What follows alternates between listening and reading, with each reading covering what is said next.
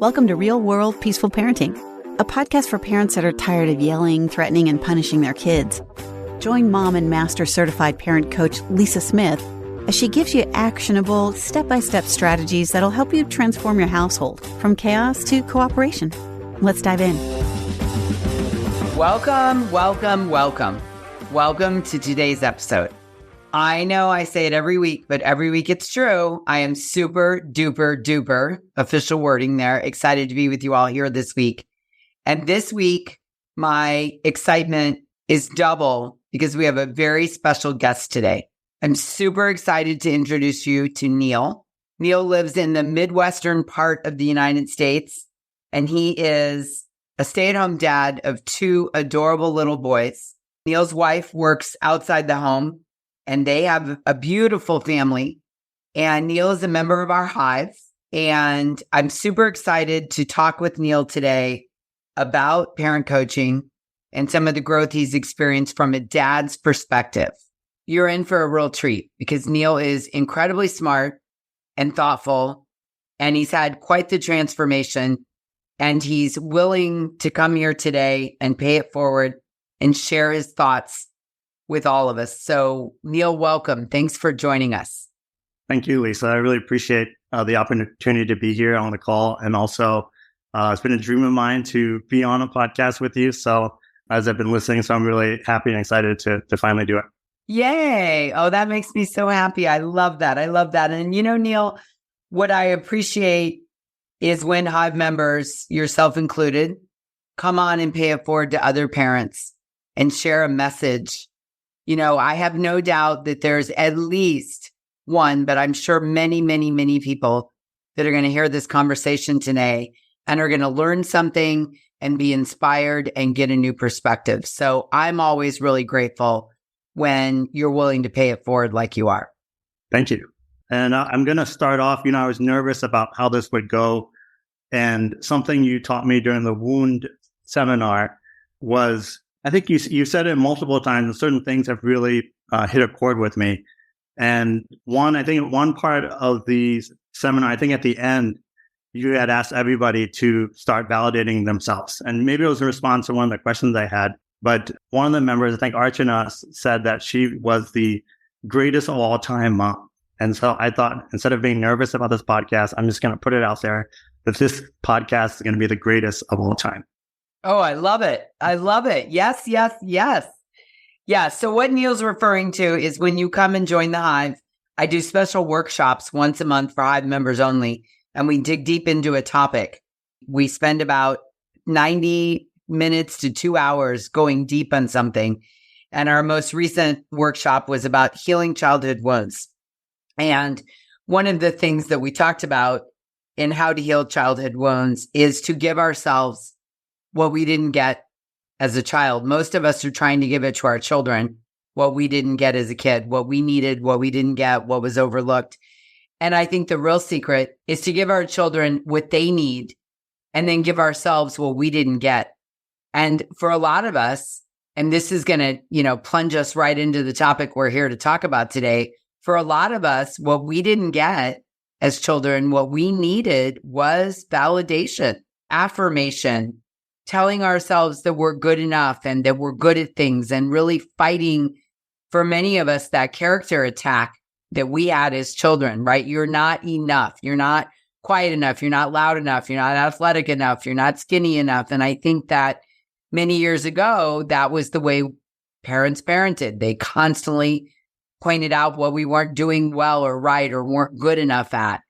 And, we've learned a lot since then. And one of the things we know is that we all need validation, connection, feeling seen, heard, and valued comes through validation. And one of the things that we talk a lot about in the Hive as adults is just validating ourselves. Yeah. And I think you hit it on the nail. And I think that one of the things that has kind of evolved for me as I've been listening to your podcast, been part of the Hive community, is first of all, like recognizing, I've kind of written this down, but some things in myself that I realized that when I need validation. And then I want to talk about, or just mention some things that I've learned from your podcast and the Hive that have really helped me to start validating myself. And these are things that I've been reflecting on, is that you need validation when you're not connected with people who see, hear, and believe what you say matters. Your close loved ones aren't able to empathically listen, to sit with you when you have big emotions, and to understand what you're feeling and what you're telling them. You don't know what you're good at because somebody else's voice was louder than your own, or you weren't taught to self-reflect or encouraged to take calculated risks and fail. You ask a lot of questions because you're afraid of not doing something right. You care more about people who don't like you and their opinion of you than those who do and support you. You're sensitive to feedback. You're too afraid of failure. You're a perfectionist or obsessed about details when they don't matter. It's just been interesting kind of looking at that and how validation is connected to all these. And I want to point out specific things that were like aha moments for me, that I always thought the goal as a human being was to never get angry. And as someone who myself has struggled with depression for many years, and also who's had issues, at work with getting angry in specific situations, I think to stop demonizing anger and realize that it's a natural emotion. It's okay to be angry, but it's not okay to express anger in a specific way. And just being like those two things alone were big changes, because I'd always had this idea within myself that I have to not get angry. And first, recognizing that anger is, like you mentioned, it's a cover emotion. It's something that is telling you something. And if you dig deeper, you can allow it both to, help you connect with yourself and also help your kids connect, both by when you get angry, showing them how to repair, and sincerely apologizing and using that as a way to connect. And then number two, really uncovering what it is that you're valuing and using that value to connect with your kids. That's one of the first aha moments I had.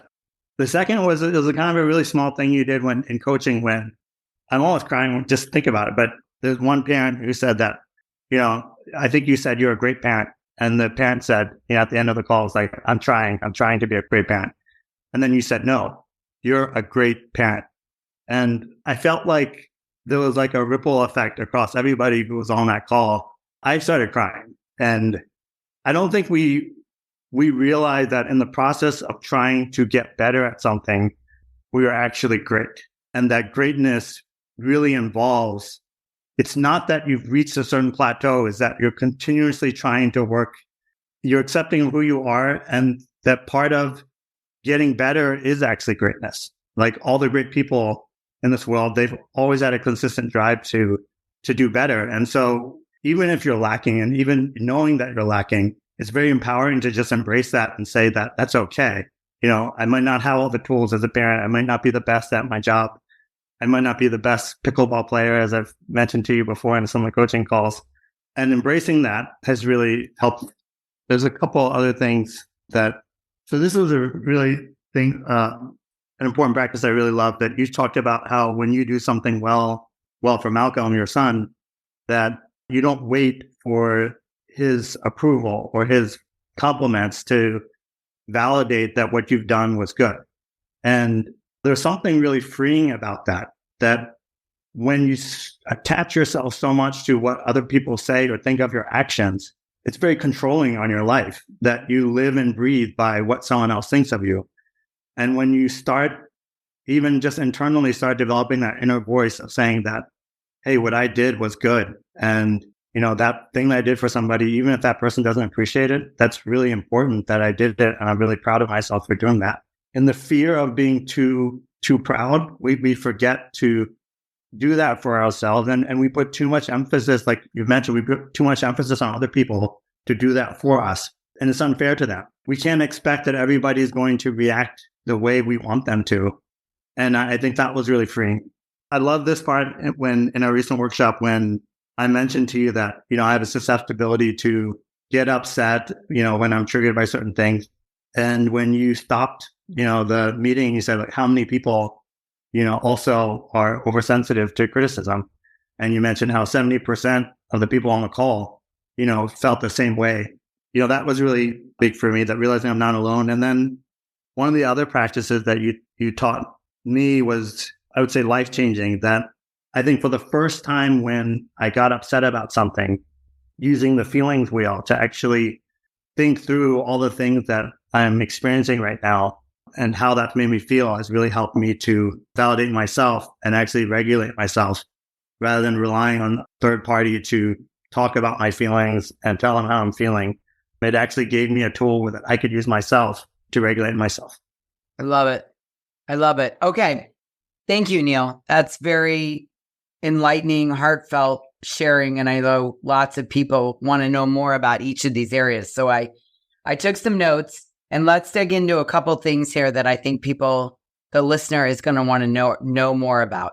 So you mentioned someone else's voice was louder than yours, and you had to work on overcoming that. I think that is such an important skill.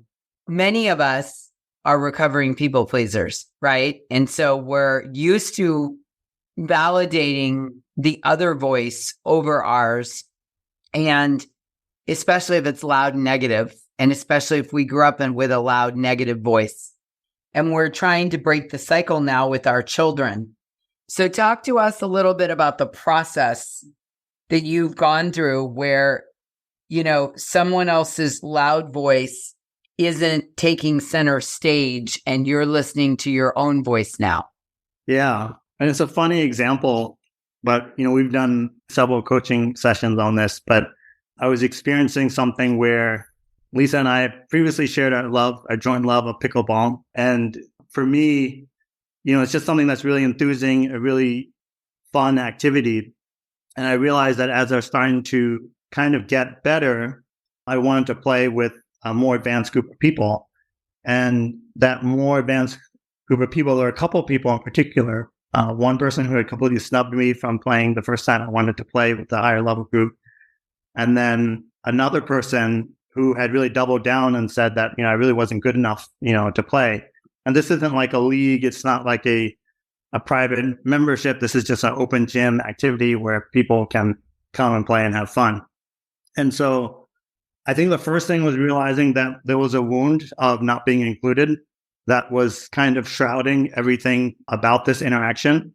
And it really kind of, when first recognizing that and being able to isolate that from what was really happening, helped me to kind of make the reaction less and to validate that, okay, this is something that I've experienced. This external situation has triggered that. But even just validating that I had this wound from the past and that's what's causing me to, overreact to the situation, that was really helpful. I think the second thing was feeling the feelings. I was at an at-home dad conference and we were in a mental health seminar. And even just saying that I was at an at-home dad conference is like an exercise in validation right there, because it's sometimes even just embracing that and being okay with that label has been a big thing. But what I'll say is that I was sharing about this experience and I hadn't cried so hard, with this other group of men about this situation than I had in almost many things in the last, decade or so. And I realized that this wound of not being included was a real big part of that. And so I think the thought work also, that there's a podcast of bonus content on thought work. We're just digging deeper into some of the thoughts that surround it. And one of the first questions that is really a validating question is that the thought that I had that I'm not good enough to play with these people, and then saying, but that's okay. And just saying that, taking a negative thought and saying that's okay, I think that right there is like a very freeing, for me at least, was a very freeing, validating thing. And then I think the last part was just, I shared this podcast. I know I'm referencing all this podcast, but that's how much I love everything I'm receiving. There's a podcast we have on effort-based praise versus results-based praise. Mm-hmm.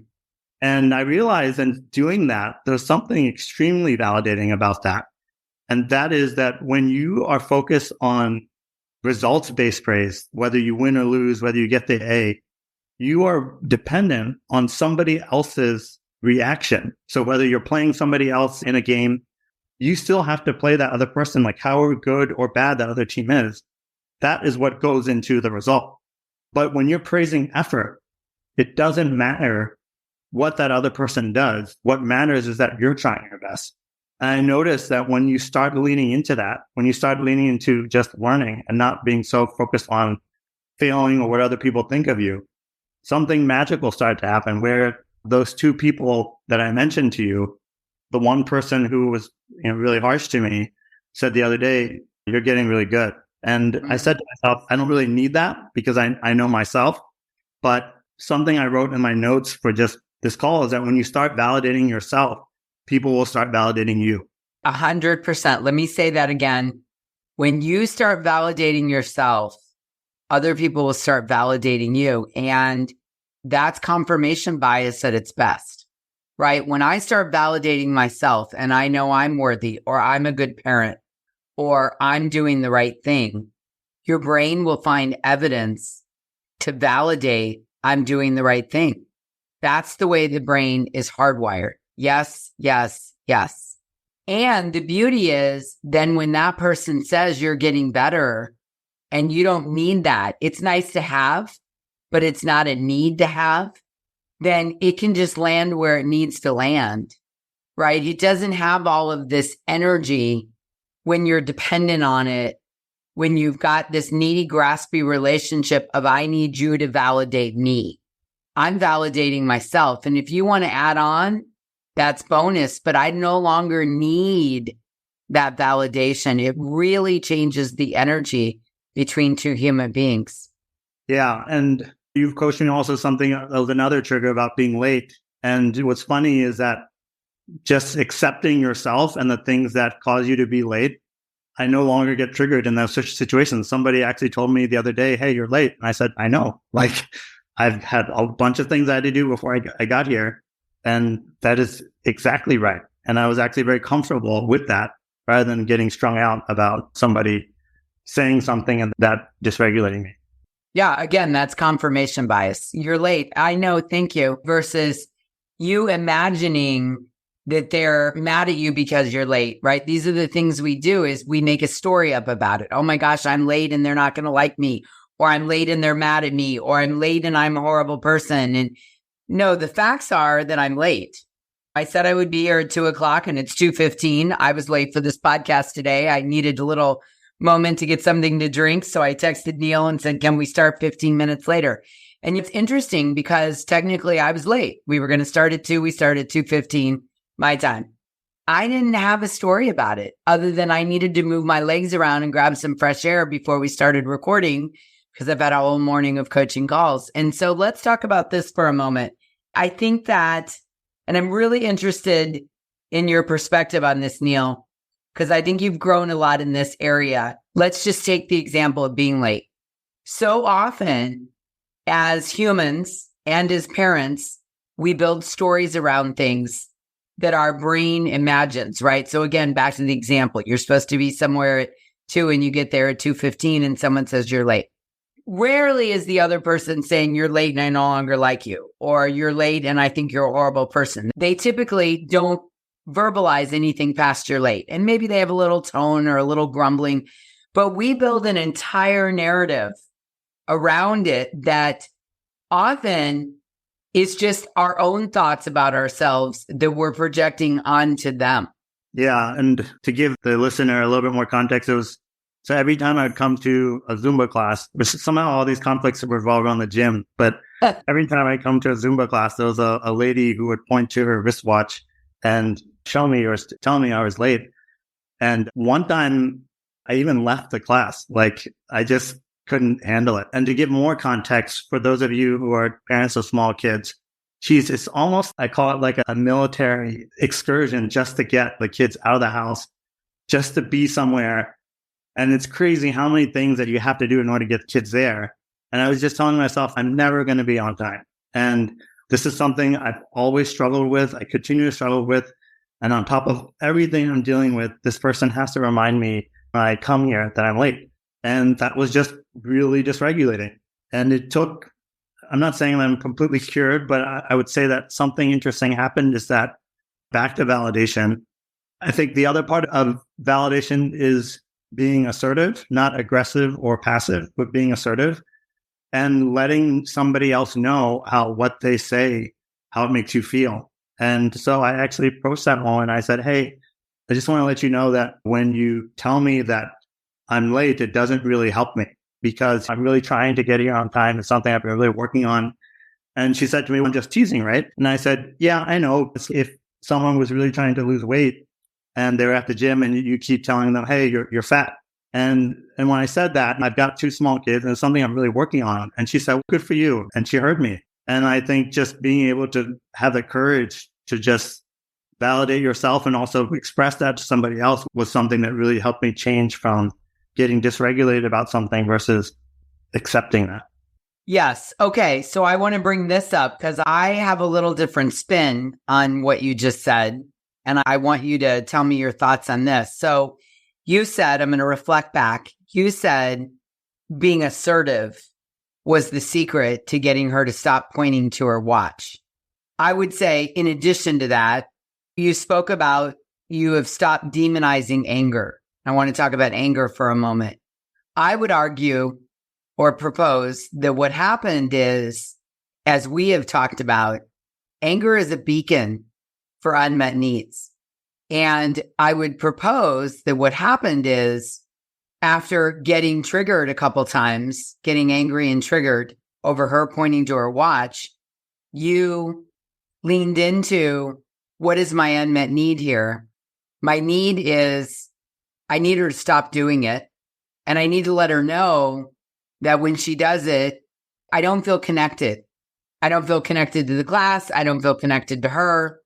And I'd like her to stop. And even if she had never stopped pointing at her watch, the mere fact that you spoke up and said your truth, you're not helping me. She said, I'm kidding, right? You may be, but it's not helpful. And I want to discourage you from continuing to do this, right? We can't control people. But it sounds like what you did is you discouraged her from continuing to do it if in fact she was kidding because you didn't really find it funny. And I think that when we're validating ourselves, when we're learning to listen to our internal voice, again, back to the people pleasing, the recovering people pleasers, many of us grew up in households where our voice didn't matter. Anger was not a beacon for anything other than go to your room and come out when you can behave.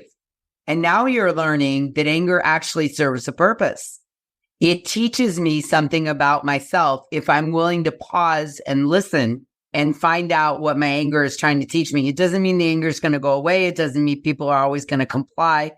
None of that is as important as just understanding anger is a beacon for a need. And we talk about this a lot in the Hive. A parent will get very upset with a kid, a young kid, a middle-aged kid, a teenager, and it's always the first step. And I'm saying this to the listener. If you experience a lot of anger, is to take a step back and ask yourself, okay, what's really going on here? What do I need to do? Maybe in your example, and let me just ramble here for a second, but maybe in your example, Neil, what would have happened is someone in your situation might have said, I need to allow more time to get ready to go so I can be on time, right? And maybe someone else would have said, I'm comfortable being late. I need her to stop calling me out in the class and pointing to her watch that I'm late. But the point of this is, the thing I want the listener to hear is, anger is always a beacon. So rather than running from it or shoving it down or avoiding it or just pushing it aside for the next time like a beach ball that we're holding underwater, I always want us to look at anger as, what is really going on here? What is it trying to point out to me? And number one, and number two, do I want to do anything about it? And if so, what? Yes, definitely. And I think one of the things that you really helped me to see with the thought work is that it's okay to, even though that thoughts are the foundation for our feelings, it's okay to have feelings of anger, of sadness, of despair, of feeling like something was unfair, even though there are other thoughts that if we hung on to them could, in our higher brain, help us to think and feel differently. It's perfectly fine to have thoughts that are irrational, but just to realize that those thoughts are what are the foundation for our feelings. And I think just validating that has really helped me to regulate, because just accepting even my own irrational thoughts and understanding that, okay, this is why I feel a certain way, rather than I shouldn't be sad. I'm going to Zumba. I should be able to just laugh it off and say, hey, yeah, I'm late. I'm always late. But just accepting that, no, this is really the thought that has caused me to feel angry. And that's okay. It's what's not okay is if I'm passive aggressive, if I'm cursing somebody out in order to express how upset I am. And even shutting it down or tolerating it, ignoring it every time, right? On the flip side, someone could say to themselves, I'm trying not to care. Who cares? She's just pointing at her watch, but it bothered you. We talked about it. And there's no judgment on whether it bothers someone or not. It bothered you. There was an unmet need there. And you felt like you advocated for yourself when you had a conversation with her. And because you were able to understand what you needed, I think, tell me where I'm wrong here, but when you went to have a conversation with her, you were not dysregulated. You were not overly aggressive. You were not passive aggressive. You were able to gather your thoughts and say, hey, why do you point to your watch every time? Oh, I'm kidding. I don't find it funny. I'd like you to stop. I'm doing the best I can to get here. I don't need you pointing it out to me. But you were able to do it in a very empowering, as Marshall Rosenberg would say, you had a nonviolent communication conversation with her that even if she continued to point at her watch afterwards, you were different because you calmly, rationally, and in an emotionally intelligent way spoke up for yourself. Yeah. And I want to underscore what you said there, because that was like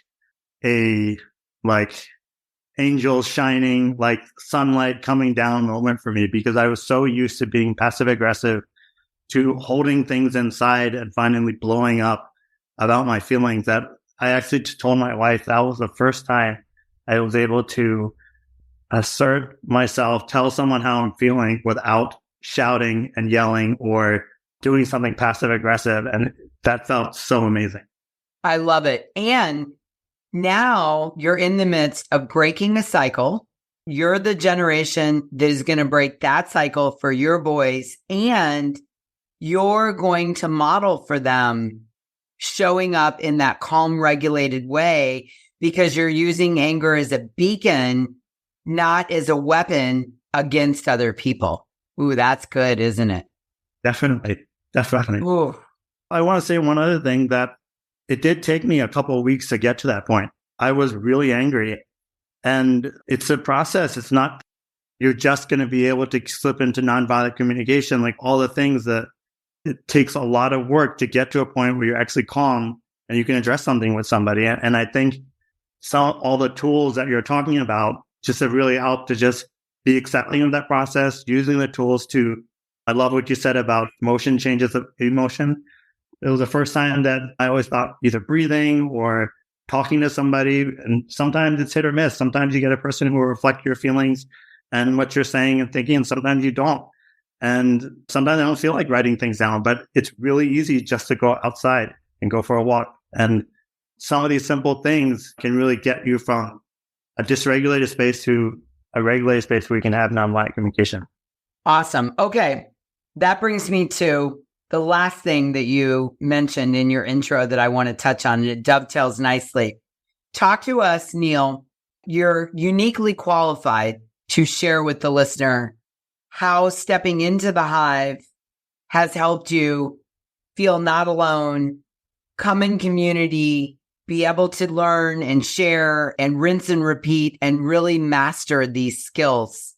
As a human, as a dad, as someone who stays and is the primary caregiver of the boys, talk about what that experience has been like for you, Neil, because I think there are lots of people out there listening that are curious about joining a community like the Hive or the Hive, but they don't think they're going to find the acceptance, maybe because they're in so much pain with their thoughts, with their feelings, with their parenting. I want them to have a sense of what's possible through your eyes. Yeah, I think there's several things that I think would still address your question, but I think that one, I think you personally are very invested in wholehearted listening. I think having that experience with somebody who is not only listening to what you're saying, but how you're feeling is something that has been really helpful in getting parent coaching. That the fact that you're not trying to throw a generic instruction at each person's individual situation or problem, but that you're really listening to people. I think it's something that has helped me grow within the Hive and just feel like, I would say, connection. I think getting back to your point that when you're connected with your coach and also with other community members who are also feeling connected, it leads to transformation. Because when somebody actually sees and hears you and values what you say, I think it's really the part where you can start to work on things. And I would say in terms of, I'll say something a little bit revealing, and then I would say that a lot of times, I could be wrong, but I feel like oftentimes I might be the only guy on Hive calls, or I might be the only Indian American on these calls. And I would say something that even though sometimes it feels like I'm in a minority in that respect, I would say that because we're all committed to the shared goal of being better parents and breaking cycles for our kids within ourselves, that has just reinforced my own commitment and excitement to be part of the community. And so if you are feeling like, I don't know if I've done parent coaching before, I don't know if I'm fit for that, I don't know if I need it. It was a conversation I had with my wife, and I said, there's a lot of coaching you can do. There's pickleball coaching, there's coaching on time management. But I was talking to my wife, how cool would it be to get coaching on such a dramatic, relevant, impactful topic on parenting, something that leaves an imprint on my kids and that they'll carry with them for their whole lives. And I think that in particular, and the surprise for me, which is really the surprise, is that you join thinking that you're getting coaching to be a better parent to your kids. But I found, particularly myself, that it's really been to become a better person. And because I myself have become a better person, I'm able to model to my kids what it feels to deal with big emotions, how to apologize and be confident of that and be okay with that, how to question those negative thoughts and be just myself even when it's uncomfortable. I love that.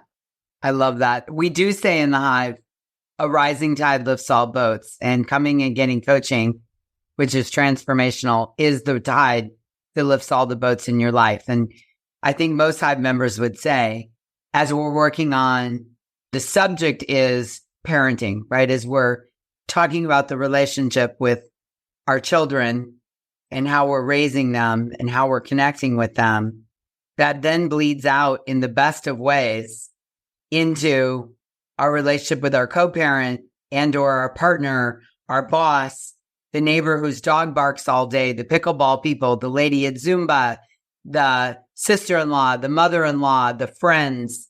And it really is the rising tide that lifts all boats.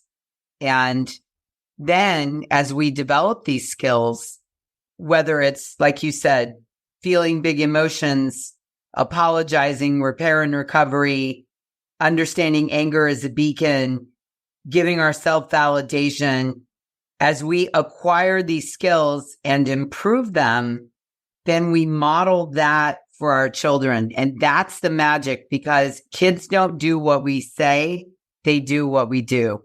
So Neil, as you're learning and growing in all these areas, you're modeling that for the boys, and they're a sponge. They're soaking in dad feeling his big feelings, dad apologizing, dad saying what he needs, dad staying calm, dad healing childhood wounds, dad understanding that his feelings come from his thoughts. You are teaching them that, not by lecturing them or punishing them or telling them what to do, but by modeling that. And that is the greatest gift we give our children, is when we model with an awareness. I am all about this because, listen, listener, whether you are consciously modeling or subconsciously modeling for your children, they are watching what you do and they are doing what you do, not what you say. And that is the thing that I am the most proud of, is that I get to work with people all around the world day in and day out and bring this awareness of working on ourselves so that we can model something better for our kids every day. definitely, wholeheartedly. And I think that aspect of accepting your child's feelings as they are and realizing that they're having a hard time versus they're not giving you a hard time, that's been really freeing. That just allowing them to feel their feelings. And I think something you said also, that it's okay for you to feel a certain way about something and for your child to feel differently. And I think when you start realizing that feelings are okay, you start allowing your kids to grow in their feelings. And I think that's something that is really lacking. And I think we're so used to our parents reacting a certain way when we have feelings or saying it's disrespectful, that to give your kids the freedom to have feelings is just something that's revolutionary. And I think it's going to change the world for the better. Like just to allow someone. Yeah. I agree. Yeah. Feelings are never in conflict. I get to be happy that you're putting the dishes away, and you can be angry that you're putting the dishes away. And feelings are never in conflict, right? We did a whole episode on that. So people can go and listen to that, and we'll link in the show notes. All right, Neil, I want to thank you from the bottom of my heart. I know every listener enjoyed our conversation today and got a lot out of your input, your sage advice, sharing your transformation. So thank you so much for paying it forward. Very generous of you. I'm grateful for your willingness to be here. And I got to tell you, I think it's the best podcast episode ever. I agree. Thank you, Lisa. My pleasure. I'm sure you're going to be back, no doubt. All right, everybody, listen.